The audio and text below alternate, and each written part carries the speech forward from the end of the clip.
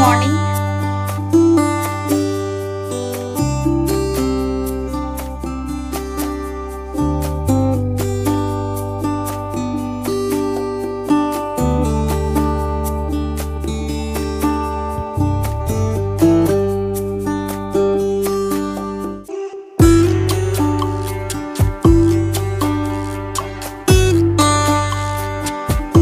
খেতে বসবো একটু পরে।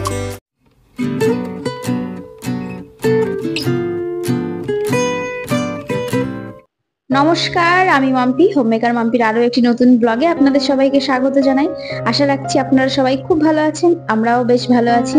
তো আবারও চলে এসেছি নতুন একটা ভিডিও নিয়ে। আশা করছি ভিডিওটি আপনাদের খুব ভালো লাগবে। এখন বাজে সকাল 8টা। সকাল 8টা থেকে আপনাদেরকে সঙ্গে নিয়ে ভিডিওটি শুরু করলাম। সকালে ঘুম থেকে উঠে চেঞ্জ করে চাও আমাদের খাওয়া হয়ে গেছে। তার কারণ বাবুর 7টা থেকে পড়া ছিল, ও চা খেয়ে একটু পড়তে চলে গেল, ওদিকে বিজয় পড়তে দিতে গিয়েছে। আর এদিকে আমি আমার ঘরের যে কাজগুলো রয়েছে, মানে বিছানা গোছানো আরো যে টুকটাক কাজগুলো রয়েছে সেগুলোকেই সেরে নিচ্ছি। এখন তো 8টা পার হয়ে গেছে, একটু পরেই চলে আসবে, মানে 9টার মধ্যেই ওর পড়া ছুটিও হয়ে যায়।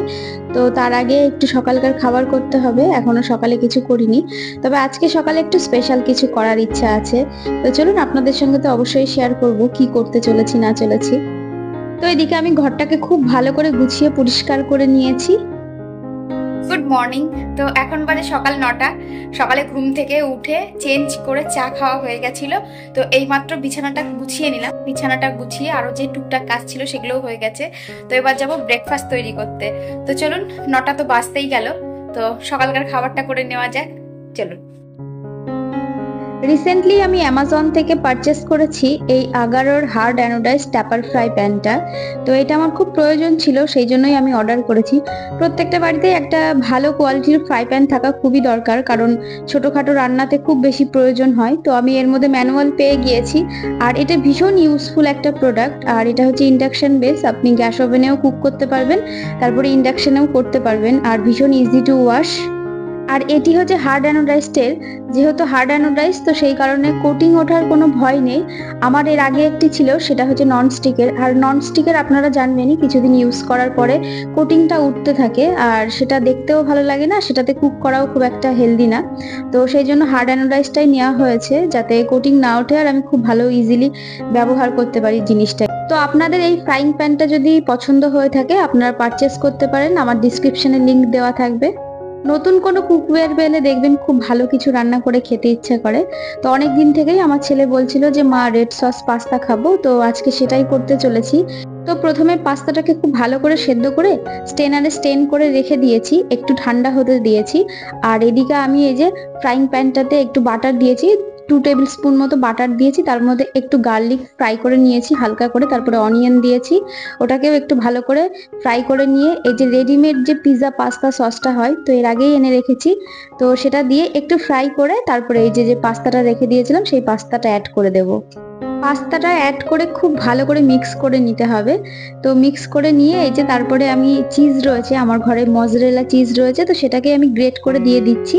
তো আপনারা চাইলে যে কোনো চিজ দিতে পারেন, স্লাইস চিজও দিতে পারেন। আমার ঘরে যেহেতু মজরেলা চিজ ছিল তো সেই জন্য আমি সেটাই দিলাম, আপনারা যে কোনো চিজ দিতে পারেন। তো যাই হোক, এই যে চিজ দিয়ে একটু ভালো করে মিক্স করে নিচ্ছি, তারপরেই আমার রেডি টু ইট পাস্তা। দারুণ খেতে হয়েছিল, আর দেখতে তো দেখতেই পাচ্ছেন কতটা ডিলিশিয়াস হয়েছে, ভীষণ সুন্দর খেতে হয়েছিল। আপনারা চাইলে বাড়িতেই ট্রাই করতে পারেন এইভাবে। আর বাচ্চারা থাকলে তো তাদের একদম ফেভারিট হতে চলেছে, কারণ বাচ্চাদের এই ধরনের খাবার খেতে এমনি ওরা খুব পছন্দ করে।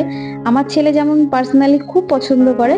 তো এই যে রেডি, একদম ধোয়া ওঠা গরমা গরম পাস্তা, সকালকার ব্রেকফাস্ট, দারুণ একেবারে ব্যাপার। তো ওদিকে পাস্তা করতে করতে বাবু পড়ে চলে এসেছিল, আর এদিকে ওর স্পেশাল মানে ওর খুব পছন্দের একটি খাবার দেখে ও তো ভীষণ এক্সাইটেড হয়ে গিয়েছিল। তো বাড়ির সবার খাওয়া হয়ে গেছে, সকালকার ব্রেকফাস্ট করা হয়ে গেছে। এবার যে টুকিটাকি বাসনগুলো ছিল তো সেগুলোকেই মেজে নেব। তো চলুন বাসন মাজতে মাজতে কিছু কমেন্ট করে নেওয়া যাক। এর আগের ভিডিওতে পপি কর কমেন্ট করেছে, খুব সুন্দর একদম ঝকঝকে তকতকে ব্লগ, মটন রেসিপি এত ভালো দেখতে লাগছে, খেতেও দারুণ হবে। ভিডিওতে ভয়েস ওভার তুমি কিসে দাও জানিও।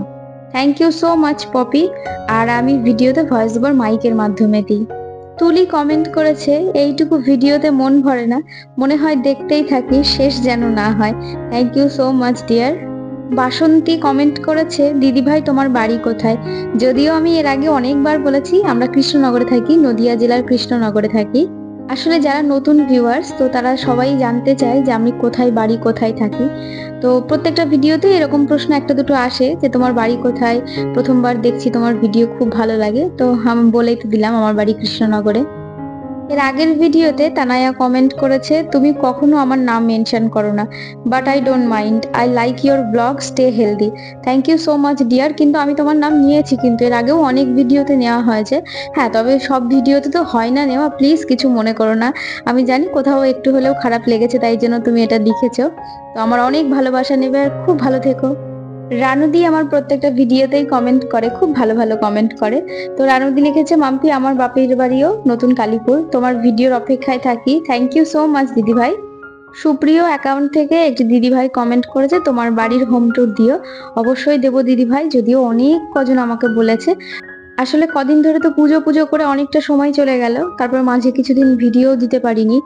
আর এখন সামনেই রয়েছে বাবুর পরীক্ষা, তো ওর পরীক্ষা সামনের 7 তারিখে শেষও হয়ে যাবে। তো বাবুর পরীক্ষাটা শেষ হয়ে গেলেই আমি এক এক করে সবটা দিয়ে দেবো।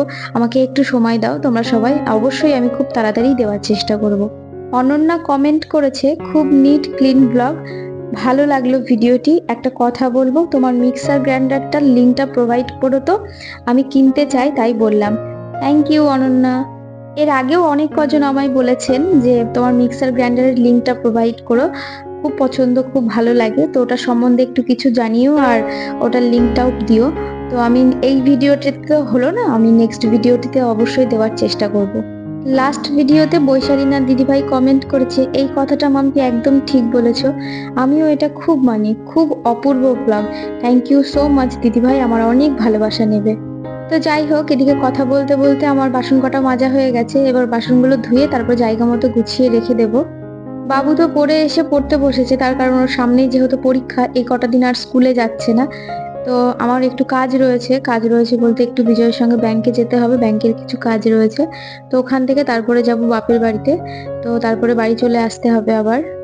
আসলে ব্যাংকটি হচ্ছে আমার বাপের বাড়ির কাছেই, মানে আমাদের বাড়ির থেকে একটু দূরেতে পড়ে, তবে আমার বাপের বাড়ির কাছে হয়। তো সেই জন্য ওখানটায় যাব, যে ব্যাংকে কিছু কাজ রয়েছে, তো কাজটা মিটে গেলে বাড়িতে যেয়ে একটু খাওয়া দাওয়া করে আবার বাড়ি চলে আসতে হবে, তার কারণ ওখানে থাকা মানে ছেলের পড়াশোনা হবে না, বাড়িতে তো আসতেই হবে। আর মা বললো যেহেতু এখানে আসছিস তো দুপুরে রান্না করতে হবে না, এখানে একবারে খাওয়া দাওয়া করে যাস। তো মারা হাতের কাছে থাকলে অনেক সুযোগ সুবিধা হয়, বিশেষ করে এই সুবিধাটা তো খুবই হয়, আমার তো প্রায়ই হয়েই থাকে। যাদের দেখবেন একা সংসার, তাদের বাপের বাড়ি হাতের কাছে হলে একটু বেশি সুবিধা হয়, কারণ ছেলে পেলে নিয়ে সব জায়গায় যাওয়া যায় না, তো অনেক ক্ষেত্রে বাবা মার কাছে ছেলে পেলেকে ধুয়েও যাওয়া যায়। আমার ছেলে যখন ছোট ছিল তখন তো সব জায়গায় যেখানেই যাব ছেলেকে মায়ের কাছে ধুয়েই চলে যেতাম, তো এটা একটা অনেক বড় সুবিধাও ছিল। আর বাপের বাড়ি হাতের কাছে থাকার কারণেই এত অল্প বয়সে মা হয়েও ছেলেকে সামলাতে পেরেছি, না হলে হয়তো আমার পক্ষে একা সম্ভবই ছিল না একটা বাচ্চা মানুষ করা, মানে ছোটবেলায় অন্তত। তো যাই হোক, সকালকার খাওয়া দাওয়া করে সমস্ত কাজ সেরে এই যে স্নান করে নিয়েছি, স্নান করে রেডিও হয়ে নিয়েছি, তো এবার বেরোবো। এখন প্রায় 11টা বাজতেই গেল। তো এখান থেকে সোজা যাব ব্যাংকে, তো তারপরে ওখান থেকে যাব বাপের বাড়িতে। তো চলুন খেতে বসবো একটু পরে। আর আজকের মতো ভিডিওটা এখানেই শেষ করছি, আবারও দেখাবে নতুন কোনো ভিডিও নিয়ে। ততক্ষণ সুস্থ থাকবেন, ভালো থাকবেন, টাটা।